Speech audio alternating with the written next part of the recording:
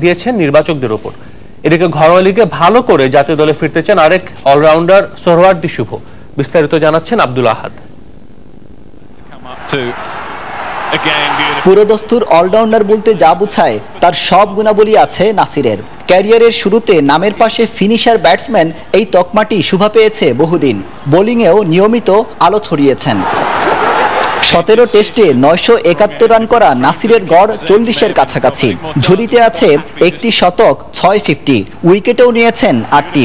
এখনো পর্যন্ত সীমিত ওভারের ম্যাচ খেলেছেন 58টি, 47 ইনিংসে রান 1262। এখানেও এক সেঞ্চুরির সঙ্গে 6 50, গড় 32.35। বল হাতে গড়ে 4.5 রান খরচ করে নিয়েছেন 21 উইকেট। তবে ফিল্ডিংয়ে তার জায়গা আরও ওপরে। প্রয়োজনীয় মুহূর্তে তার অবিশ্বাস্য একটি ক্যাচ ঘুরিয়ে দেয় ম্যাচের মোড়।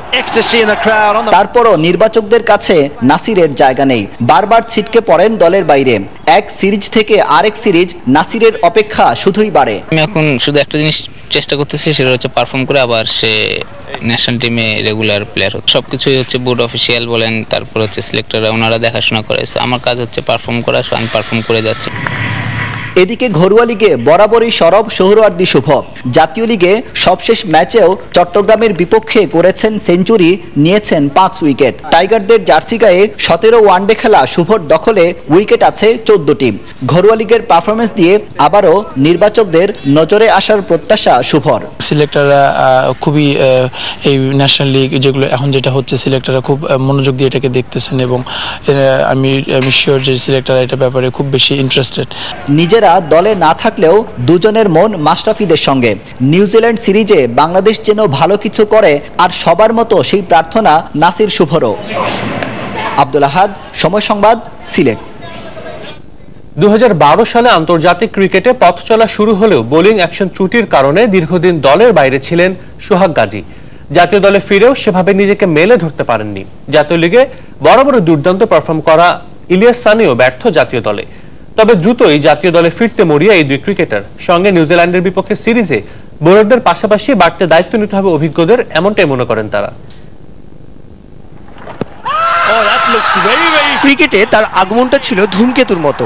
136 বছরের টেস্ট ক্রিকেট ইতিহাসের একমাত্র ক্রিকেটার হিসাবে এক টেস্টে হ্যাট্রিক সহ 6 উইকেট, সঙ্গে 8 নম্বরে ব্যাটিংয়ে নেমে সেঞ্চুরি। সব মিলিয়ে সাকিবের যোগ্য উত্তরসূরি ধরা হয়েছিল সোহাগ গাজীকে। তবে বোলিং অ্যাকশন প্রশ্নবিদ্ধ হয়ে দীর্ঘদিন ছিলেন জাতীয় দলের বাইরে। নিজেকে শুদ্ধ প্রমাণ করে ফিরলেও পরবর্তী ম্যাচগুলোতে নিজেকে হারিয়ে খুঁজেছেন সোহাগ। বিবর্ণ পারফরমেন্সের কারণে 2015 সাল থেকে রয়েছেন জাতীয় দলের বাইরে।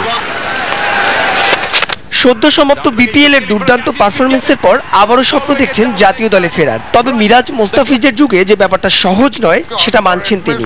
সঙ্গে কথা বললেন প্রিয় প্রতিপক্ষ নিউজিল্যান্ডের বিপক্ষে টাইগারদের সম্ভাবনা নিয়ে। ন্যাশনাল টিমে ঢুকতে হলে তো সবকিছুই 100% একেবারে কভার করে সবকিছু ঠিক করে তারপর ঢুকতে হবে। তো এখানে হয়তো সুইমিং কন্ডিশন, আমি মনে করি যে সুইমিং কন্ডিশনেও ভালো স্পিন বোলিং করা যায়, ভালো জায়গায় বোলিংগুলো। তো আমাদের সবকিছুর দিক থেকেই সবকিছুই ঠিক আছে। তো আমি মনে করি যে এখন নিজের আত্মবিশ্বাসটা হলো মেইন। বিপরীত চিত্রটা জাতীয় দলের বাইরে থাকা আরেক স্পিনার ইলিয়াস সানির। সবসময় জাতীয় লিগে দুটি ছড়ানো সানি যেন বরাবরই ব্যর্থ জাতীয় দলে। সব মিলিয়ে আন্তর্জাতিক ক্যারিয়ারে মাত্র 15টি ম্যাচ খেলা এই স্পিনার এবার পরিপক্ক হয়ে ফিরতে চান লাল সবুজের জার্সিতে। এখন বাংলাদেশ টিমের প্লেয়ার্সরা যারা আছে তারা অনেক ভালো পরিণত ব্যাটসম্যান এবং পরিণত প্লেয়ার্স। সবাই এখন অনেক বেশি কনসার্ন বাইরের দিকে খেলতে গেলে যে উইকেট একটু বাউন্সি হবে, একটু গ্রিন